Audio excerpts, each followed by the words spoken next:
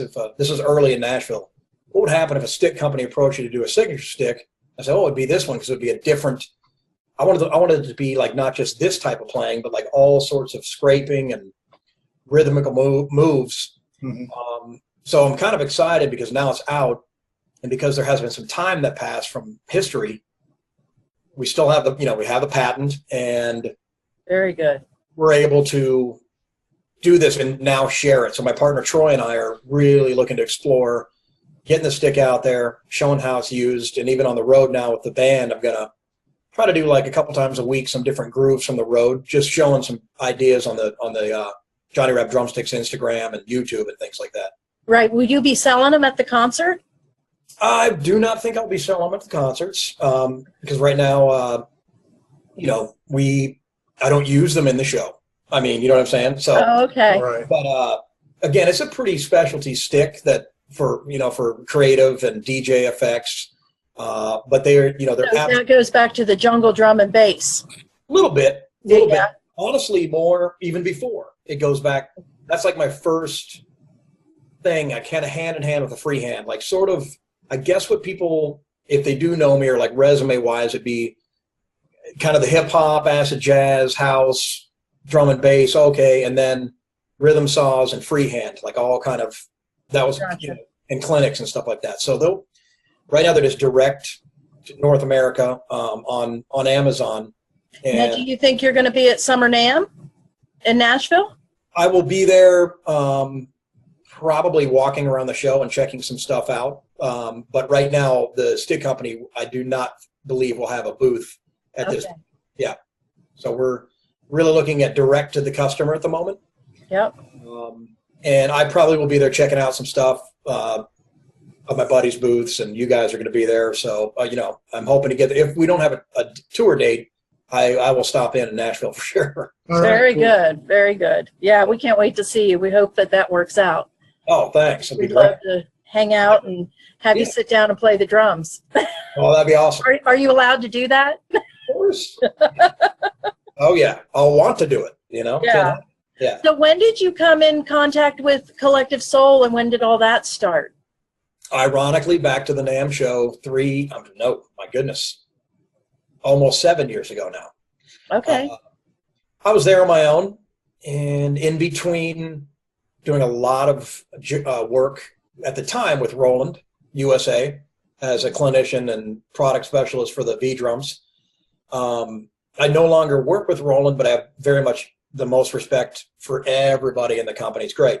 But at that time, we had a mutual friend named Jen Lowe, and she had a birthday party.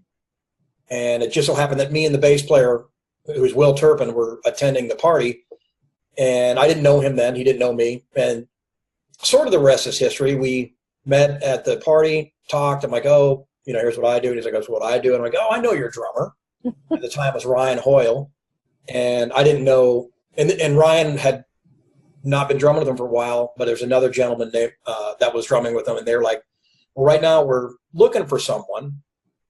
And I said, oh, that's cool. And this stuff never really works out that way. It just doesn't. It's usually, I don't know, someone or, it's just to me like, oh, there's auditions. It's like a kind of a rare case in my career that you go to an audition and that's where you get the gig. It's normally like so-and-so's looking for a drummer. Oh, I know him. I know them. Oh, well, they want you to do it. It's like a who you know. I always say the prerequisite is knowing how to play and be pro and be able to get along with folks on the road. So you're saying they didn't audition anyone else?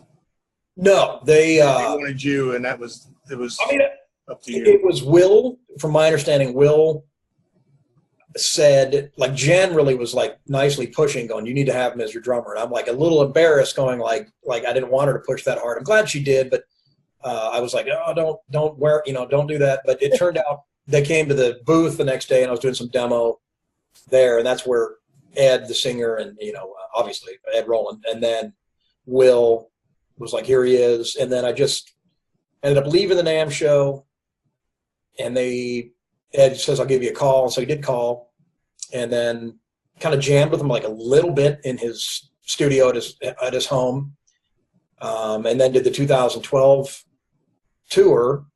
and I've been with them since then, and it's always awesome because it's been growing since that time, as far as like recorded the See What You Started by Continuing album, and then you guys saw that tour we did with the Goo Goo Dolls last year. Then we're doing our headlining tour. We did the See What You Started tour 2 years ago, and we've been really on the road, and we got a new record hopefully coming out in 2018 from what I understand. Don't hold me to that. And it's like a second family for real. Like, I definitely tell people, like, nothing against Nashville, but I'm so happy that I ended up moving and ended up going a whole different path, because I was really pigeonholed in the clinic, and that's all he does, the freehand, and he tries to play fast, and I love all that, but I grew up playing songs and playing in bands, and I think that there was a few folks that were like, how's this going to work? This guy can't play in like a band or Collective Soul. And I'm happy to say that. You're like, working out very well. Yeah, I went to Berkeley. Yeah, right. Well, thank you both. But I mean, you can understand that. I've even had some people going, "Oh, what a waste of your like technique." And I'm like, "Are you kidding? Like, there's a lot that goes into playing with these fellows. There's some serious professional, awesome players, musicians, songwriters, singers." Yeah. I love it. And I think the band is so solid, and it makes me so happy when we do festivals and there's other heroes on the bill, like big name, other bands, you name them.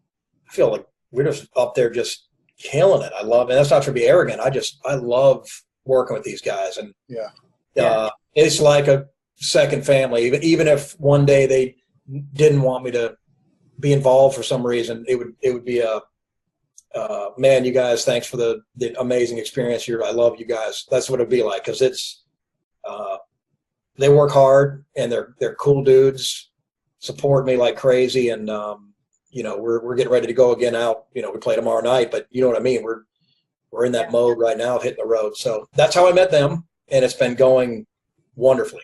That's awesome. Well, judging by last year's show, you guys still have a lot of fans. Oh, Still love what you That do. was so much fun to see you last year. And now tomorrow night we get to see you again right here in Georgia. So we're very thrilled with that you're going to be that close for us to be able to come again. Yeah, I'm excited. And I tell you one thing real quick. Whenever, and my wife always goes, just say, oh yeah, thanks. When somebody says you guys are, I can't help when anyone says you guys are, I look at it as like, I can't help thinking of their career as 22 years almost. I look at it as like, yeah, they are. I'm glad to be a part of them. And I do feel like a we, but I can't help having the history with them. Because when I was in Nashville, I used to listen to them and be like, these dudes are amazing. Like, just as a fan myself. Right. And now that I'm, of course, friends with them, I'm still a fan of them as humans. But so you can understand my thing. Like, I get excited to play with them every night, all their hits they've done, and to be able to have worked with them on the new records, it's great. So yeah, that's awesome. Well, you seem like you have a tight knit there, because I see all your craziness on Facebook when you guys are clowning around and just being silly with each other. So you can tell that there's a bond there. Yeah, lots of jokes, as we like to say. Yeah, and that's what better way to live your life when you're out there having that much fun and doing what you love. Yeah, I agree. That's awesome. Yeah. It is fun. So what type of equipment do you play that you endorse on the stage when you're out there? The kit is a Mapex Saturn kit, and it's one of the I'm very bummed out that he passed away, but Joe Hibbs had it made for me before he passed away from Mapex, and it's a wrapped kit in all white. The whole stage is basically white, and 12-inch rack tom, 16 floor, 22-inch kick, 14 snare, main snare, and then a little UFO 10-inch snare, which is one of my little designs, and then a 13-inch, not a piccolo, but close enough for like the other kind of couple songs we do that require them, like December and Shine. I just listened to that yesterday. Oh, cool. Awesome. That's awesome. Meinl Cymbals is, as I said, been with them for 17 years, so their support has been really great. And on this for like since like in the beginning, like 15-inch hi-hats for Byzance, 18-inch main crash, also Byzance, and then 19-inch to my right side crash, 20-inch ride, and then I use some stack symbols of the trash crash is what it's called, the HCS, like the student line, which is awesome, and then I think it's a 19-inch China, but it's a stack that really sounds really cool. And the Remo heads, so I'm using coated Emperors on the toms, clear Ambassadors on the bottoms, and then the coated dot heads for the snares, and then Power Stroke 3 clear on the kick, and then that's followed up by your guys' SledgePad, and it gives it that consistent punch, and also you're not looking for a hotel pillow. I mean, anymore. Like I used to, yeah, I used to take them from here. So you take it in and out of the base for comfort. You don't want to be too far away from it. Yeah. We get it. Yeah, and I'm trying to think if there's anything else. I mean, the practice pad stuff. The little Mapex pedals as well. Yeah, the Falcon series pedals for the hi-hat, the double pedal, and then I'm also using, appreciate the reminder, switch kick for the beater. So I'm using the plastic side of their standard first release beaters. I love it. And what else am I doing here? I'm not endorsing them really, but I still am using the Roland SPDSX for a lot of things we need to do for keyboard parts. I think we pride ourselves on there's no tracks. It's really me controlling maybe a chorus thing that has like a Rhodes piano, but there's the band it's cool because there's not one track or like a Mac, computer up there running Pro Tools or something. It's a live band.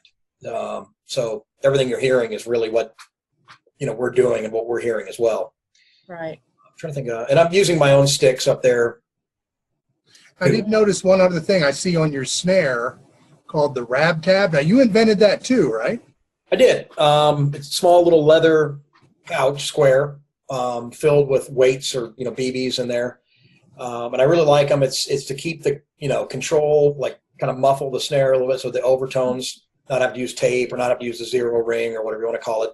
Right. I am using them still, but that's kind of a product that's kind of gone to the back burner because honestly, the market is pretty flooded with snare muffles at the moment. So right. I love them, and at the time I developed them, there was not as many as it's like everyone must have been thinking about this because everyone came out with their own version of snare muffles. So yeah, you see all kinds of things, but I don't see anything like that.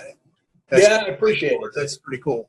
Thank you. Yeah, it's kind of is what it is, and I'm proud of them, but I'm just not putting as much energy on those as far as like marketing right now. But I have some, and you never know, they might become a main product for us. But right now it's just like for myself and for people that So I have some friends that like to use them too. Yeah. Well, I know when we were in Anaheim for NAMM, we were everywhere. Your picture is everywhere. Oh. I thought you said they were everywhere, meaning different. No, Your picture was everywhere. Yeah. Every time I turned around, I was like, there's Johnny. Oh, there's Johnny. So we were very proud to have you in our booth as well because we had a picture of you as well. Oh, thank you. I was going to say, you must have been freaked out, scared. I would be if I turned around. Yeah. No, not at all. Well, we're very proud to have you as a SledgePad artist. So how has it produced for you, or what is the question I'm wanting to ask you for the last, how long have you been using it? And did we not put it in at the beginning of the last tour? Is that correct? I think it's been almost a year. Yeah. Somebody said, and I'm just going to say it here. Somebody said, because I was using Switch Kick and I was using your product, right? The SledgePad. And I posted a comment that said, I am now, feeling a much more precise and distinct, drum sound, like accurate and controlled drum sound. Somebody goes, I doubt that on you got to love those comments. Oh, yeah, right. Yeah. And it's like, you're not really hearing that, right? Yeah. And it really was. I even noticed the sound engineer, even the tech at the time was like, man, that because he heard I was just using at first a pillow, standard bed pillow.